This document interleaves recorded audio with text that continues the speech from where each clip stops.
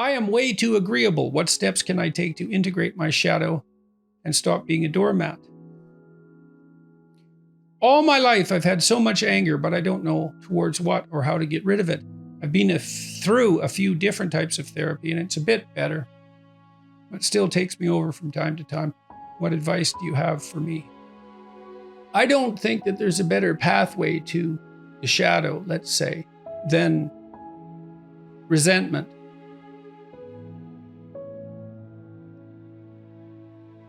If you're feeling resentful about something,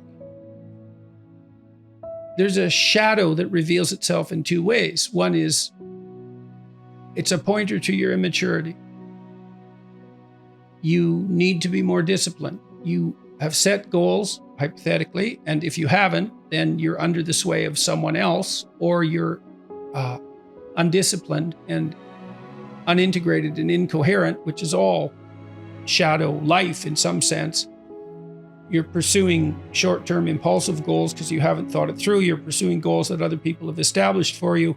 You're not pursuing any goals at all because you're too nihilistic to believe that life has any purpose. All that's shadowy, let's say. But maybe you have set goals and now you're resentful about all the work that you have to do in order to acquire those goals, and maybe that manifests itself as a broad-scale critique of social structure. That's immaturity, and so you can delve into that and you can find out where you're still a spoiled child and hopefully take action to rectify that.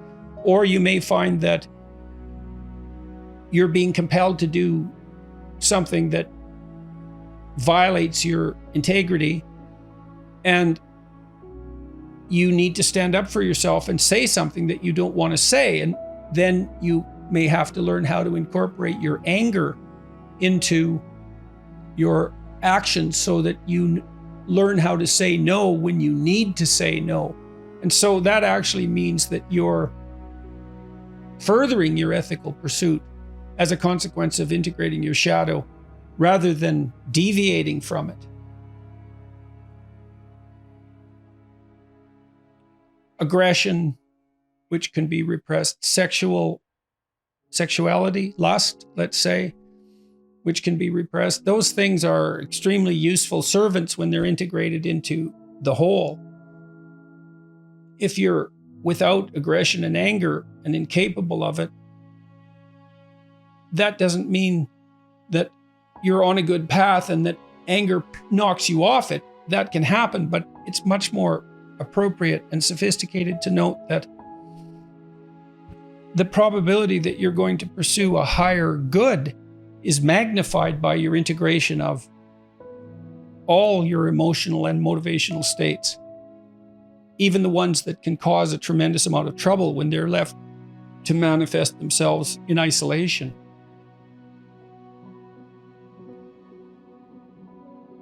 You're way too agreeable. Well, I would say you could practice saying what you really believe, that you can take a vow to tell the truth. And that will make you much less agreeable. Agreeable people are perfectly willing to sacrifice what they know to be the case to maintain short-term social harmony. And it's not so much that they repress what they think, it's often that they don't even allow themselves to fully realize what they think. So commitment to the truth can make an agreeable person, will stop an agreeable person from being a doormat. I mean, if you're in a relationship and the person is irritating you with something they've done, you might be highly motivated not to say anything about it because you want to keep the peace. You don't want to upset them. You don't want the conflict. That's all characteristic of high agreeableness. But once you decide to tell the truth, then if you're annoyed, you don't get to hide it. You don't get to assume you're right. You don't get to grab the person by the shirt collar and say, look, I'm annoyed and you're wrong.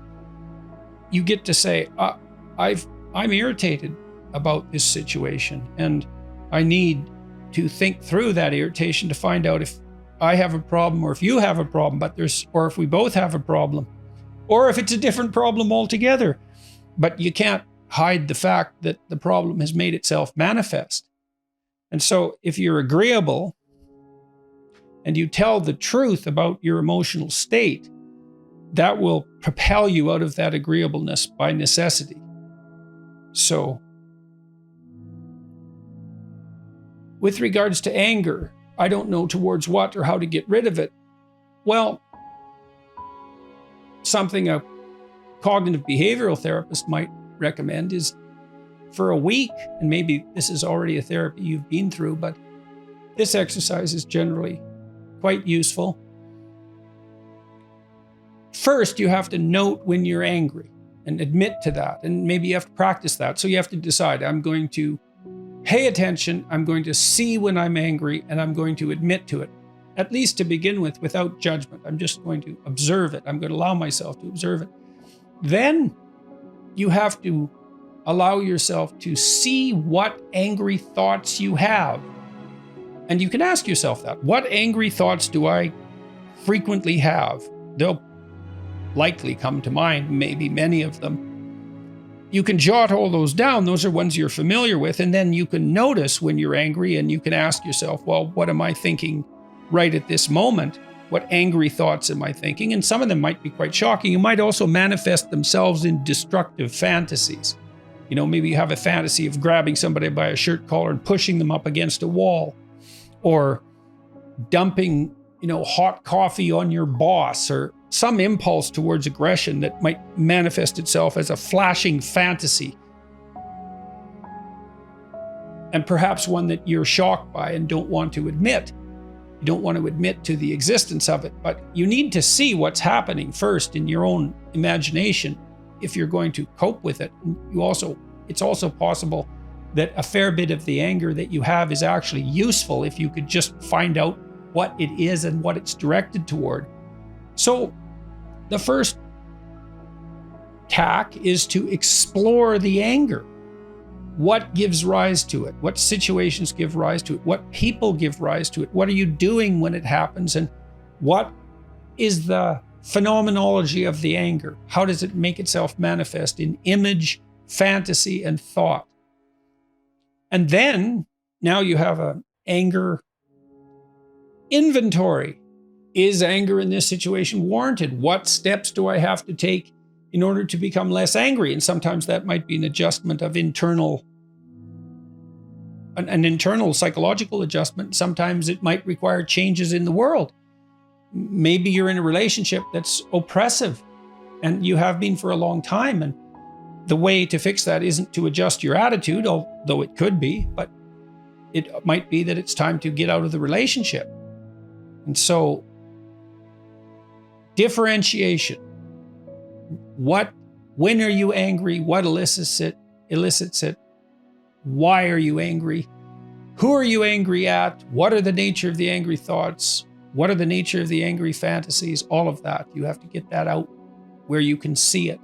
Then you have to walk through it. And you can do that by yourself. You can do that while writing. You can produce counter thoughts. So if you're angry about something, you could outline the reasons why anger is not productive, or you could outline the reasons why it's productive and the reasons it's not productive for a full exploration of the issue. Then I would ask you too, if you're angry all the time, is, well, are you depressed? Have you been evaluated clinically? If this is a major problem, is it a manifestation of depression? Because anger is an underdiagnosed symptom of depression. Do you have well thought through goals and plans and strategies? All of that. That's a more comprehensive evaluation of your entire life. And maybe you have something to say or do that you're not saying or doing. It's highly probable. Most of us have that problem.